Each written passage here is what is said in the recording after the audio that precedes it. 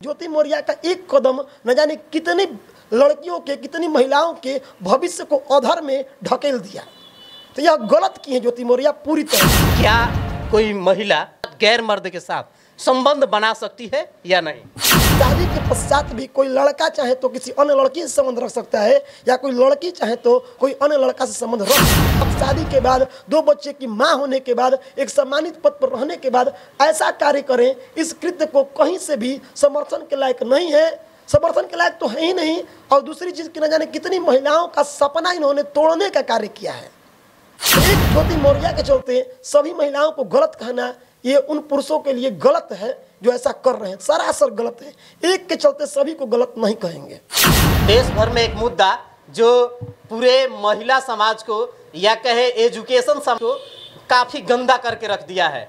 चलिए आइए उसी मुद्दे पर हम बात करेंगे। हमारे साथ बक्सर के रहने वाले महाभारत क्लासेज के डायरेक्टर आदित्य सर है और इनसे जानेंगे कि क्या जो इस तरीके से घटना घट रही है समाज के लिए, क्या ये सही है या गलत है। पहले आप तक न्यूज में आपका स्वागत है सर। बहुत बहुत धन्यवाद और आपके चैनल के सभी दर्शकों को शुभकामना है कि आप अच्छा न्यूज़ परोसते हैं और लोग आपको पसंद करते हैं। इस मुद्दे को किस रूप में देखते हैं आप चूंकि आप भी एक टीचर हैं और काफ़ी महिलाओं को चूंकि इससे आघात पहुंचा हुआ है, क्या देखते हैं किस नज़र से? देखिए, सबसे पहले जो ज्योति मौर्य हैं एक सम्मानित पद पर हैं और जो सम्मानित पद पर कोई व्यक्ति गलत करता है तब सही करता है तब कहीं ना कहीं समाज के दूसरे लोग उसको फॉलो करना शुरू करते हैं।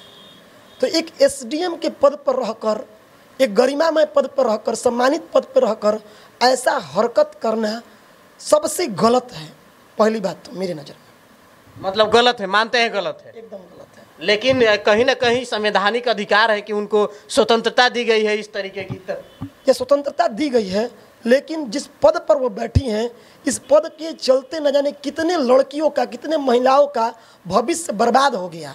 बहुत सारे ऐसे पुरुष वर्ग के लोग हैं जो मात्र ज्योति मौर्य के इस कदम से इतने हताहत हो गए हैं कि अपने पत्नी को पढ़ाने पर भरोसा नहीं कर रहे हैं। उनको लग रहा है कि अगर मेरी भी पत्नी पढ़कर एक बड़े पद पर चल जाएगी, सम्मानित पद पर, तो हो सकता है कल के दिन मुझे भी छोड़ देगी।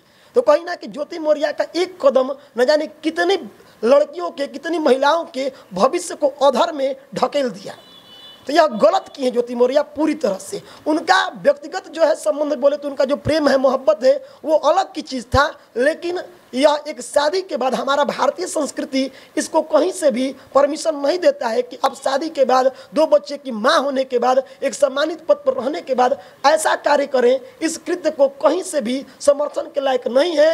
समर्थन के लायक तो है ही नहीं। और दूसरी चीज़ की न जाने कितनी महिलाओं का सपना इन्होंने तोड़ने का कार्य किया है। अभी आप भी सुन रहे होंगे कि बक्सर में एक पिंटू कुमार जी हैं करके, उनके हस्बैंड का नाम है, महिला को घर वापस बुला लिए हैं और भी न जाने प्रयागराज से 136 महिलाओं को वापस बुला लिया गया है। उनके पति नाम कटवा दिए हैं। क्या सोच रहे हैं इस पर? देखिए, सबसे बड़ी चीज़ की अगर ऐसी घटनाएं हो रही हैं तो मैं उन लोगों को मैसेज देना चाहूँगा कि एक महिला के चलते सारी महिलाओं को गलत कहना ये उचित नहीं है। क्योंकि कोई एक लेडी ने गलती किया है, न कि पूरे हिंदुस्तान के सभी लोगों ने। अगर ऐसे देखा जाए तो हमारे बक्सर में ताड़िका रहा करती थी, क्या सारी महिलाएं ताड़िका हो गई? क्या सीता जी का सारी महिलाएं सीता हो गई? क्या एक के गलती करने के चलते सभी को तो आप गलत नहीं कर सकते। अभी हमारे बक्सर में एक ताजा मामला आया, एक लड़के ने अपनी माता जी को रॉड से मारकर हत्या कर दिया। आप अभी सुने होंगे, कल या परसों का ही न्यूज है। और अपने भतीजे को मार दिया। क्या एक लड़के के मारने के चलते बक्सर के सभी लड़कों को बाहर भगा देना चाहिए कि सभी लड़के अपने माँ को मार देंगे? यानी किसी एक के चलते सबको गलत नहीं कहा जा सकता है। तो जो लोग ऐसा कार्य कर रहे हैं, अपनी पत्नियों पर विश्वास कर रहे हैं, भरोसा नहीं कर रहे, क्योंकि जीवन की जो गाड़ी है कहीं ना कहीं पति और पत्नी के एक दूसरे को सपोर्ट करने से ही चलती है। और न जाने कितने ऐसे परिवार हैं जहां पर महिलाओं ने क्या किया, एक बड़े पद को ज्वाइन किया, नौकरी की और अपने परिवार को एक दुर्दीन से एक सुदीन की तरफ खींच कर ले गई। तो एक ज्योति मौर्य के चलते सभी महिलाओं को गलत कहना ये उन पुरुषों के लिए गलत है जो ऐसा कर रहे हैं, सरासर गलत है। एक के चलते सभी को गलत नहीं कहेंगे। क्या कोई महिला गैर मर्द के साथ संबंध बना सकती है या नहीं? जी, बना सकती है, क्योंकि यह आर्टिकल 21 में साफ साफ तौर पर लिख दिया गया है कि अडल्ट्री माने व्यभिचार का अधिकार है।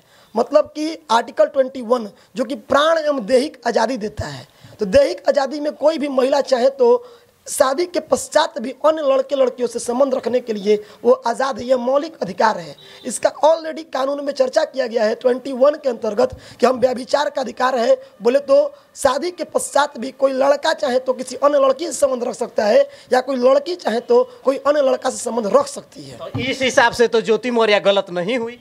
देखिए गलत नहीं हुई, लेकिन ये सामाजिक रूप से पूरी तरह से गलत है। अब कानूनी रूप से देखिएगा तो वो अलग चीज़ हो गया, क्योंकि हमारा समाज जो है, शादी जो है, भारतीय समाज कहता है एक पवित्र रिश्ता है।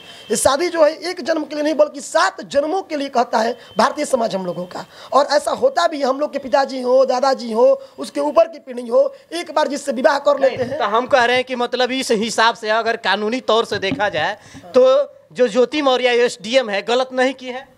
नहीं, कानूनी तौर पर गलत नहीं की है, क्योंकि गलत नहीं की है, डायरेक्ट कहिए गलत नहीं की है। नहीं की कह सकते हैं। आप मनपसंद जीवन साथी चुन सकते हैं, आर्टिकल 21 में उल्लेखित है कि आप मनपसंद। इसका मतलब कोई भी लड़की अपने परिवार को इग्नोर करके जाकर मनपसंद लड़का चुन ले, कोई भी लड़का किसी लड़की को चुन ले, क्या ये कहाँ तक जायज है? इसमें मैसेज क्या जाएगा समाज में? क्या हमारे देश इंडिया में ही ऐसा होता है या अदर कंट्री में भी ऐसा होता है? अदर कंट्री में तो बहुत सारी चीज़ें हैं जो कि नहीं होनी चाहिए, जिसको भारत नहीं मानता है। अभी लिव इन रिलेशन का भारत आ गया, भारत में भी अब यहाँ पर भी लोग लिव इन रिलेशन में रहने लगे। लेकिन शादी पहले जो था, हम लोग लड़का लड़की के समय था कि देखना तक नहीं पसंद करते थे, देखते नहीं थे, पिताजी जाकर संबंध स्थापित कर देते, शादी हो जाता था। तो भारतीय संस्कृति के हिसाब से सही नहीं है, गलत है पूरी। मतलब कुल मिलाकर के भारतीय संस्कृति के आधार पे ये गलत है। लेकिन अगर कानूनी तौर पे देखा जाए तो ज्योति मौर्य ने कुछ गलत नहीं किया है। आर्टिकल 21 के अंतर्गत, क्योंकि प्राण एवं दैहिक आज़ादी है, हम अपने देह को किसी तरीके से रख सकते हैं, हमें निजता का अधिकार है।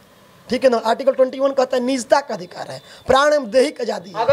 अगर ज्योति मौर्य को किसी तरीके की सजा होती है तो किस रूप में? इस कार्य के लिए सजा नहीं होगी कि उन्होंने विवाह कर लिया है, सॉरी किसी से मोहब्बत करती हैं, तो इसके लिए सजा उनको नहीं होगी, किसी भी तरीके से इनको सजा नहीं होगी। हाँ, बाकी उनका जो कार्य है उस कार्य में कहीं से कोताही। व्हाट्सएप चैट का आ रहा है स्क्रीनशॉट, वायरल हो रहा है, रिश्वत लेने का एक चूंकि मामला है उसमें। और वो तो जांच का विषय है, निगरानी जांच करेगा, और उस जांच में दोषी पाई जाती हैं वो, तो निश्चित रूप से उनको सजा होगा।